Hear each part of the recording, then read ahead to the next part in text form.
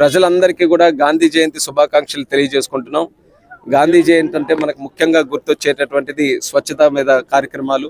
దానికి గత 10 సంవత్సరాలుగా దేశ ప్రధానమంత్రి నరేంద్ర మోదీ గారు ఒక ప్రత్యేక కార్యక్రమంగా స్వచ్ఛ భారత్ అనేది తీసుకొని ఎన్నో రకాలైనటువంటి ఇన్స్పిరేషనల్ ప్రోగ్రామ్స్ గత 10 సంవత్సరాలుగా మనం చేస్తూ వచ్చాం.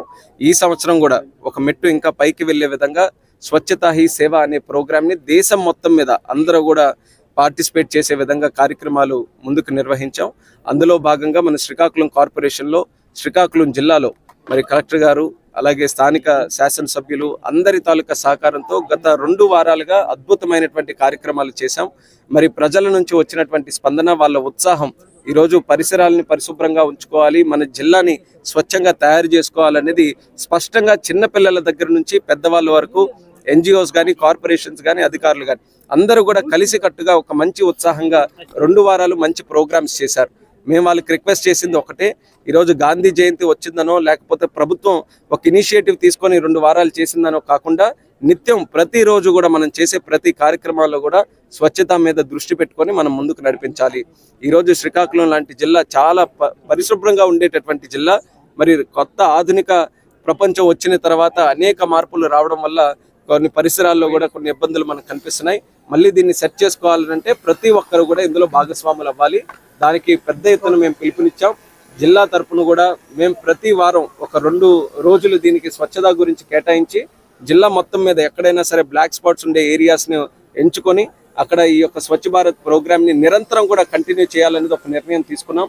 అలాగే పార్కుల విషయానికి వచ్చినప్పుడు గత 5 సంవత్సరాలుగా నిర్వీర్యం అయిపోయే పార్కులు కూడా పెద్ద పెద్ద కార్పొరేషన్స్లో కూడా ఎక్కడ ఆహ్లాదకరంగా సాయంత్రం వచ్చినప్పటికీ ప్రజలకి ఆరోగ్యపరంగా కానీ వినోదపరంగా కుటుంబ పరంగా ఒక దగ్గర కలుసుకొని స్పెండ్ చేయడానికి ఎక్కడ కూడా పార్కులు సరైన విధంగా లేవు.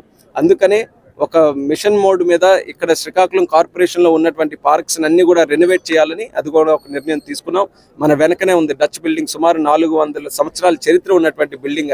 అది కూడా ఈరోజు పట్టించుకునే నాదుడు లేకుండా ఉండిపోయింది. కానీ మళ్ళీ మన ప్రభుత్వం వచ్చిన తర్వాత దీన్ని కూడా రెనోవేట్ చేసుకొని ఒకటి మన కల్చర్ని మనం సేవ్ చేసుకోవాలి, మన సంస్కృతి సాంప్రదాయాల్ని మనం కాపాడుకుంటూ భావితరాలకి కూడా అది అందించాలనే భాగంగా డచ్ బిల్డింగ్ని కూడా మళ్ళీ రెనోవేట్ చేసి ఇక్కడ కూడా మంచి ఇన్ఫ్రాస్ట్రక్చర్ క్రియేట్ చేసి ప్రజలకి సాయంత్రం పూట వచ్చి ఇక్కడ ఆనందంగా గడపడానికి కొంత ఇన్ఫ్రాస్ట్రక్చర్ కూడా క్రియేట్ చేస్తున్నాం. అందులో భాగంగా కొన్ని ప్రోగ్రామ్స్ చేసి రివర్ ఫ్రంట్ కూడా డెవలప్ చేయాలని ఇలా అనేక కార్యక్రమాలు చేయడానికి శ్రీకారం మేము చుడుతున్నాం.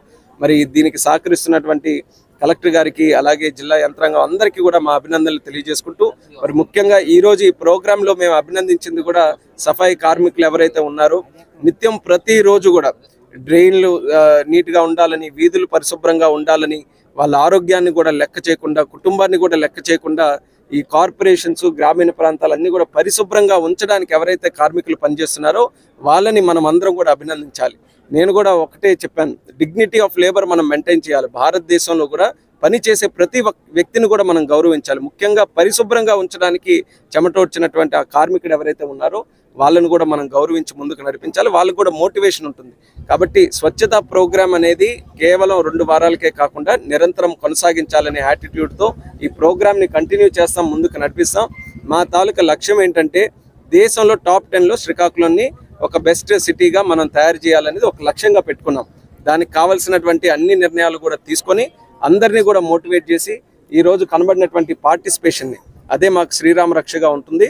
అందరినీ కూడా కలిసికట్టుగా ముందుకు నడిపిస్తూ మా జిల్లాని ఒక నెంబర్ 1 జిల్లాగా తయారు చేయడానికి మేము వంతుగా కృషి చేస్తాం. ఫ్లెక్సీల వినియోగం చాలా ఎక్కువైపోతుంది, ముఖ్యంగా శ్రీకాకుళం పట్టణంలో కానీ. వీటిపై ప్రభుత్వం అనేసార్లు ఆదేశాలు ఇచ్చింది, గవర్నమెంట్ కూడా ఆదేశాలు ఇచ్చింది, అయినా నిర్మూలించలేకపోతుంది. ఫ్లెక్సీలకి సంబంధించి ఏదైతే గతంలో కూడా కొన్ని నిర్ణయాలు తీసుకున్నాం దాన్ని పాటించాల్సినటువంటి బాధ్యత కామన్ మ్యాన్ లో వాళ్ళందరిలో కూడా ఉంది. వాళ్ళకు కూడా మోటివేట్ చేస్తున్నాం, అవేర్నెస్ క్రియేట్ చేస్తున్నాం.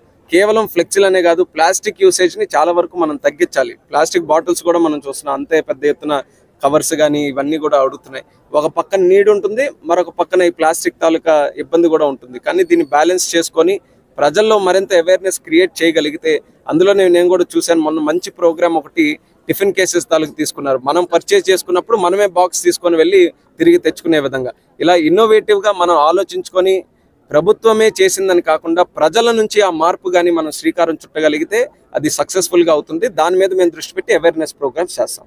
Thank you sir.